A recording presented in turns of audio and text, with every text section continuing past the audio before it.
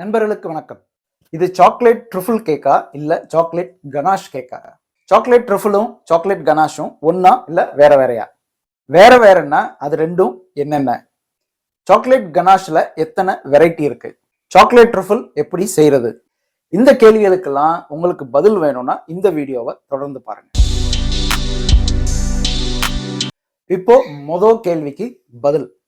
Chocolate ட்ரிஃபிளும் chocolate கனாஷும் வேற வேறையா? அதான் முதல் கேள்வி. இதுக்கு பதில் ஆமாங்க, ரெண்டுமே வேற வேற தான்.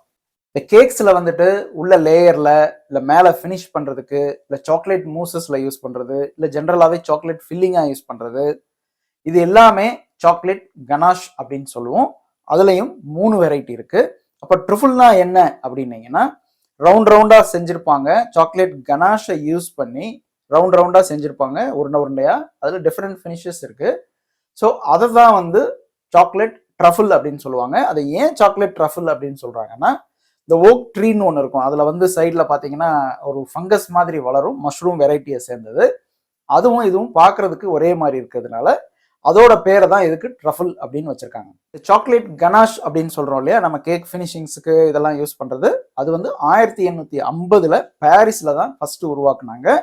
ஸோ ஆக்சுவலாக அந்த கடையில் வந்து நீங்கள் சாக்லேட் ட்ரஃபிள் கேக் அப்படின்னு சொல்லி வாங்குறீங்க இல்லையா, அதுக்கான கரெக்டான பேர் வந்து சாக்லேட் கனாஷ் கேக் அப்படின்றது தான். இந்த சாக்லேட் கனாஷில் வந்து ஜென்ரலாக 3 வெரைட்டி இருக்கும். அது என்னன்னு பார்த்தீங்கன்னா, soft ganache, medium ganache, firm ganache அப்படின்னு சொல்லுவாங்க. இந்த ஒவ்வொன்றுக்குமே வந்து சாக்லேட்டுக்கும் க்ரீமுக்கும் இருக்கிற ரேஷியோ வந்து மாறுபடும். இப்போ இந்த க்ரீம் யூஸ் பண்ணிட்டு நம்ம கனாஷ் பண்ணுறோம் இல்லையா, அதை வந்து க்ரீம் கனாஷ் அப்படின்னு சொல்லணும். இது மட்டும் இல்லைங்க, க்ரீம் மட்டும் இல்லாம பட்டர் யூஸ் பண்ணி கூட நீங்க கனாஷ் பண்ணலாம். அது வந்து பட்டர் கனாஷ் அப்படின்னு சொல்லுவாங்க. இந்த 3 கனாஷஸ் இப்ப சொன்னேன் இல்லையா, அது ஒவ்வொன்றுக்குமே வந்து டிஃப்ரெண்ட் பர்பசஸ் இருக்கு. அது என்ன பர்பஸ், அதை எப்படி செய்யறது அப்படின்றத ப்ராக்டிக்கலாகவும் இப்போ பார்க்கலாம். இப்போ நான் சொன்ன 3 கனாஷ்ல ஃபர்ஸ்ட் இது வந்து சாஃப்ட் கனாஷ் அப்படின்றது.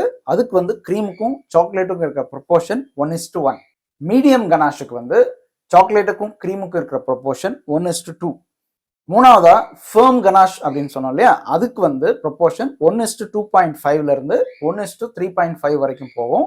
ஏன் 3.5 அப்படின்னு சொல்றேன்னா, இப்போ நான் சொன்ன அந்த ரேஷியோஸ் எல்லாமே கோவர்ச்சர் சாக்லேட்டை பேஸ் பண்ணி சொன்னது. கோவர்ச்சர் சாக்லேட்ன்றது ரியல் சாக்லேட். அதை பத்தி ஒரு கம்ப்ளீட் வீடியோ ஒன்று போஸ்ட் பண்ணியிருக்கோம், மேலே லிங்க் கொடுத்துருக்கேன், அதில் செக் பண்ணி பார்த்துக்கோங்க. ஸோ நீங்க அந்த கோவர்ச்சர் சாக்லேட்டோட பிளேஸ்ல காம்பவுண்ட் சாக்லேட் யூஸ் பண்ணீங்க அப்படின்னா கோவர்ச்சர் சாக்லேட் அளவுக்கு அந்த கனாஷ் வந்து திக்காகாது. ஸோ கோவர்ச்சர் சாக்லேட்டை ரீப்ளேஸ் பண்ணிட்டு காம்பவுண்ட் சாக்லேட் அந்த இடத்துல யூஸ் பண்ணீங்கன்னா சாக்லேட் குவான்டிட்டி கொஞ்சம் அதிகப்படுத்த வேண்டியிருக்கும். இந்த ஃபிர்ம் கனாஷ்க்கு நீங்கள் வந்து 2.5 1:2.5 சொன்னேன் இல்லையா, அது வந்து நீங்கள் கோவர்ச்சர் சாக்லேட் யூஸ் பண்ணீங்கன்னா கரெக்டாக இருக்கும். இதே காம்பவுண்ட் சாக்லேட் யூஸ் பண்ணீங்கன்னா 3.5 வரைக்கும் போக வேண்டியிருக்கும். ஃபஸ்ட்டு சாஃப்ட் கனாஷ் செய்ய போகிறோம். அதுக்கு 50 கிராம் ஃப்ரெஷ் க்ரீம் எடுத்திருக்கேன். இது வந்து திக் பாட்டம் பேனில் இதை சூடு பண்ண வேண்டியது முக்கியம். இல்லை அப்படின்னா இந்த மாதிரி டபுள் பாய்லரில் பண்ணுங்கள்.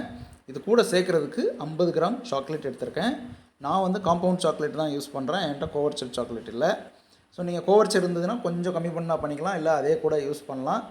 இந்த ரெண்டையும் ஒன்றா சேர்த்துட்டு இந்த மாதிரி சூடு பண்ணிகிட்டே வந்தீங்க அப்படின்னா கனாஷ் ரெடி ஆயிரும். இன்னொரு மெத்தட் என்ன அப்படின்னா, நீங்கள் க்ரீமை நல்லா சூடு பண்ணிவிட்டு சாக்லேட்டை சின்ன துண்டுகளாக வெட்டிட்டு இந்த க்ரீமை அதில் சேர்த்துட்டு கொஞ்சம் நேரம் கழித்து மிக்ஸ் பண்ணிங்கன்னா கூட உங்களுக்கு கனாஷ் ரெடி ஆயிரும். இப்போ பார்த்தீங்க அப்படின்னா நல்ல க்ளோஸியான சாக்லேட் கனாஷ் ரெடி ஆயிடுச்சு. இது வந்து சாஃப்ட் கனாஷ் அப்படின்னு சொல்கிறது. 1:1 சாக்லேட் கனாஷோட திக்னஸ் இது தாங்க, போரிங் கன்சிஸ்டன்சின்னு சொல்லுவோம். இது வந்து மேலே கேக்ஸ் மேலெலாம் ஃபினிஷ் பண்ணுவோம் இல்லையா, அதுக்கு லைட்டாக மெல்ட் பண்ணிவிட்டு மேலே ஊற்றி ஃபினிஷ் பண்ணுவோம் சாக்லேட் கனாஷ் கேக், அதுக்கு இது யூஸ் ஆகும்.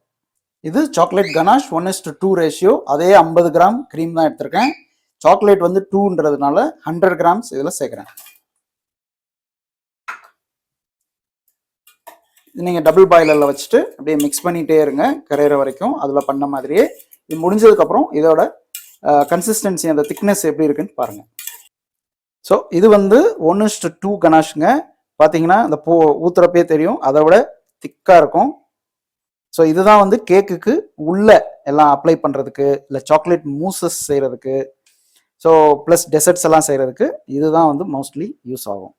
இப்போது ஃபர்ம் கனாஷ் பண்ணுறோம். அந்த தேர்ட் இது நான் வந்து காம்பவுண்ட் சாக்லேட் யூஸ் பண்ணுறதுனால 3.5 ரேஷியோவில் எடுத்திருக்கேன். அது 50 கிராமு, இது வந்து 175 கிராம். நான் யூஸ் பண்ண காம்பவுண்ட் சாக்லேட் நான் எக்ஸ்பெக்ட் பண்ண அளவுக்கு திக்காக வராதனால இன்னொரு 25 கிராம் இதில் இன்க்ரீஸ் பண்ணிட்டு 1:4 ரேஷியோக்கு இந்த ஃபோம் கனாஷை பண்ணியிருக்கேன். பார்த்தீங்கன்னா அதை விட நல்லா திக்காக இருக்கும். பாருங்கள், இதில் இந்த பேன்லேயே வந்து அது ஈஸியாக ரிமூவ் ஆகிட்டு வரும். பார்த்தீங்கன்னா இப்போது இதை வெளியில் ரூம் டெம்பரேச்சர்லேயே விட்டுட்டு அந்த சூடெல்லாம் கம்மியானதுக்கப்புறம் இதை ஃப்ரிட்ஜில் வச்சிடணும். ஒரு 4 ஹவர்ஸ் அட்லீஸ்ட் ஃப்ரிட்ஜில் இருந்ததுன்னா இது வந்து கட்டியாயிரும். அதுக்கப்புறமா இதை வச்சு நம்ம ட்ரஃபிள்ஸ் பண்ணிக்கலாம். இது வந்து 1:1 ரேஷியோங்க. இதை வச்சு நான் ஏற்கனவே கேக் செஞ்சு காட்டியிருக்கேன். இதை வச்சும் கேக் செஞ்சுருக்கேன். இது 1:2 ரேஷியோ. இதை விட இது கொஞ்சம் திக்னஸாக இருக்கும். ஸோ இந்த ரெண்டை நாம் ஸ்கிப் பண்ணிக்கலாம். ஏற்கனவே இதை வச்சுட்டு நான் கேக் செஞ்சு காட்டியிருக்கிறதுனால இந்த 1:4 ரேஷியோ உள்ள கனாஷ் இருக்கு இல்லையா, இதை யூஸ் பண்ணிட்டு எப்படி சாக்லேட் ட்ரஃபிள்ஸ் செய்கிறது அப்படின்றத இந்த வீடியோவில் ஃபர்தராக பார்க்கலாம். இது ஃப்ரிட்ஜில் வச்சுருந்தேங்க. ஆக்சுவலாக ஒரு நாள் ஃபுல்லாகவே வச்சுட்டேன். அதை ஃபினிஷ் பண்ணதுக்கப்புறம் இன்றைக்கி காலையில் தான் இதை வெளியில் எடுத்திருக்கேன். பார்த்தீங்க அப்படின்னா இந்த சாக்லேட் கனாஷ் வந்து நல்லா ஹார்டாக இருக்கும். இப்போ இதை யூஸ் பண்ணிவிட்டு சாக்லேட் ட்ரிஃபிள் பண்ண போகிறோம். இந்த கனாஷை வந்து இந்த மாதிரி ஒரு ஸ்பூன் யூஸ் பண்ணிவிட்டு இந்த மாதிரி எடுத்துக்கோங்க. இப்போ இதை இந்த மாதிரி ஒரு பால் மாதிரி சுற்றிக்கோங்க. ஸோ இதுக்கு நடுவில் நீங்கள் எதனா கேஷ்யூநட் வைக்கணும் இல்லை எதனா ஃபில்லிங் வைக்கணும்னா கூட நீங்கள் வச்சுக்கலாம். இது செய்கிறப்போ ரொம்ப நேரம் உங்கள் கையிலேயே வச்சுட்டு பண்ணிகிட்டே இருக்கக்கூடாது. அதுக்கப்புறம் என்ன ஆகுனா கையில் ஒட்ட ஆரம்பிச்சிடும். ஸோ இதை கொஞ்சம் குயிக்காக செய்யணும். இது பார்த்தீங்கன்னா எல்லாமே உருட்டி வச்சுருக்கேன். இப்போது உங்களோட நாலேஜுக்காக ஒரு 4 வெரைட்டிஸ் நான் இதெல்லாம் செஞ்சு காட்டுறேன். பட் எவ்வளோ வெரைட்டிஸ் வேணால் நீங்கள் பண்ணலாம். அந்த ஃபங்கஸ் ட்ரஃபிள்ஸ் மாதிரி இருக்குன்னு சொன்னோம் இல்லையா, அது இதுக்காக தான். இந்த மாதிரி கொக்கோ பவுடரில் போட்டு ரோல் பண்ணிவிட்டு எடுத்துருங்க. அது ஒரு வெரைட்டி ஆகிரும் உங்களுக்கு. கொக்கோ பவுடரில் ரோல் பண்ணி எடுத்திங்கன்னா இந்த மாதிரி உங்களுக்கு ஒரு ஃபினிஷிங் கிடைக்கும். அடுத்த வெரைட்டிக்கு டார்க் சாக்லேட் வந்து மெல்ட் பண்ணி வச்சுருக்கேன். காம்பவுண்ட் சாக்லேட், ஏன்னா அது பேரே வந்து கோட்டிங் சாக்லேட் தான். ஸோ இதுக்கு வந்து அதுதான் யூஸ் பண்ணணும். ஓவர்ச்சர் டெம்பர் பண்ணி யூஸ் பண்ணால் பண்ணலாம். பட் இது நல்லா சூட்டபுளாக இருக்கும். இதை இந்த மாதிரி நீங்கள் பைப் பண்ணணும். கீழே வந்து OHP ஷீட் வச்சுருக்கேன். அதனால் இது எதுவுமே ஒட்டாது. அப்புறமா எடுக்கிறதுக்கு வந்து உங்களுக்கு ஈஸியாக இருக்கும். நல்லா அப்படி சுற்றி எல்லா இடத்துலையுமே கவர் ஆகிற மாதிரி பைப் பண்ணணும். 3வது வெரைட்டிக்கு இப்போ இது மேலே இந்த ஒயிட் சாக்லேட் இருக்கு இல்லையா, அது மெல்ட் பண்ணதை இந்த மாதிரி பைப் பண்ணிக்கிறேன். ஒயிட் சாக்லேட் பைப் பண்ணுறப்போ மெல்ட் பண்ணிவிட்டு கொஞ்சம் நேரம் கூல் பண்ணிவிட்டு அதுக்கப்புறமா பைப் பண்ணுங்கள். இல்லைன்னா அது மாதிரி டிரான்ஸ்பரண்ட்டாக ரொம்ப டிரான்ஸ்பரண்ட்டாக தெரியும். கொக்கோ பவுடரில் ஒரு வெரைட்டி பண்ணியிருக்கோம். Dark chocolate, white chocolate. So 2 ஆயிடுச்சு இல்லையா. கலர்டு சாக்லேட் அதில் போர் பண்ணணும்னாலும் பண்ணலாம். ஸோ நான் வந்து இப்போது இன்னொரு வெரைட்டி உங்களுக்கு காட்டுறேன். இந்த மெல்ட் பண்ண ஒயிட் சாக்லேட் இருக்கு இல்லையா, அதில் இந்த டார்க் சாக்லேட்டை வந்து இப்படி ட்ரிசில் பண்ணிக்கிறேன். ஆனால் இது மிக்ஸ் பண்ண மாட்டேன். இது மிக்ஸ் பண்ணாமல் அப்படியே இதுக்குள்ளே சேர்த்துறேன். இப்போது இதை வந்து நான் இது மேலே இந்த மாதிரி பைப் பண்ணுறப்போ இந்த மார்பிள் எஃபெக்ட் மாதிரி உங்களுக்கு கிடைக்கும். ஸோ இது ஒரு டெக்னிக். இப்போது இதை ஃபினிஷ் பண்ணோம். இதில் வந்து ஒயிட் சாக்லேட்டை இந்த மாதிரி பைப் பண்ணிக்கிறேன் டிசைனுக்காக. அதே மாதிரி ஒயிட்டுக்கு பண்ண போகிறோம். பட் அதே மாதிரியே ஃபினிஷிங் இல்லாமல் கொஞ்சம் டிஃப்ரெண்ட்டாக பண்ணுவோம். இது மாதிரி ஃபஸ்ட்டு ஒரு சைடு பைப்பிங் கொடுத்துட்டு இன்னொரு சைடும் கிராஸ் பைப்பிங்கும் கொடுத்துட்டோம்னா அதில் இருந்து டிஃப்ரென்ஷியேட் ஆயிரும். ஸோ இதெல்லாமே உங்களுக்கு ஐடியாஸ் தான். நீங்கள் உங்களோட இமேஜினேஷனை பொறுத்து நிறைய டிசைன்ஸ் பண்ணலாம். இதுக்கும் ஒரு டிசைன் போட்டுடலாம்.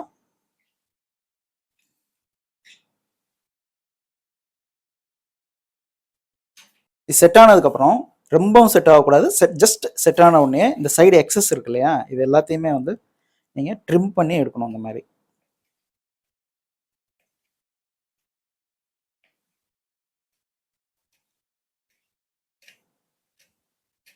சரிங்களா. இப்போது கரெக்டான ஷேப் உங்களுக்கு கிடச்சிரும். ஃப்ரெண்ட்ஸ், இப்போது ரீகேப் பண்ணுறதுக்கு இது 1:1 சாக்லேட் கனாஷ், இது 1:2 சாக்லேட் கனாஷ், இது 1:4 சாக்லேட் கனாஷ். அதை யூஸ் பண்ணி நாம் சாக்லேட் ட்ரிஃபிள்ஸ் பண்ணியிருக்கோம். இப்போது உங்களுக்கு சாக்லேட் கனாஷ்னா என்ன, என்ன வெரைட்டி இருக்குது, அது எதுக்காக யூஸ் பண்ணுறாங்க, சாக்லேட் ட்ரிஃபிள்னா என்ன, அதை எப்படி செய்கிறது, இந்த டவுட்ஸ் எல்லாம் உங்களுக்கு கிளியர் ஆகிருக்கும் அப்படின்னு நம்புகிறேன். இதுக்கு மேலே எதனா கொஸ்டின் இருந்ததுன்னா கமெண்ட் பண்ணுங்கள். அடுத்த வீடியோவில் உங்களை பார்க்குற வரைக்கும் பை ஃப்ரம் ஷெஃப் பிரதீப்.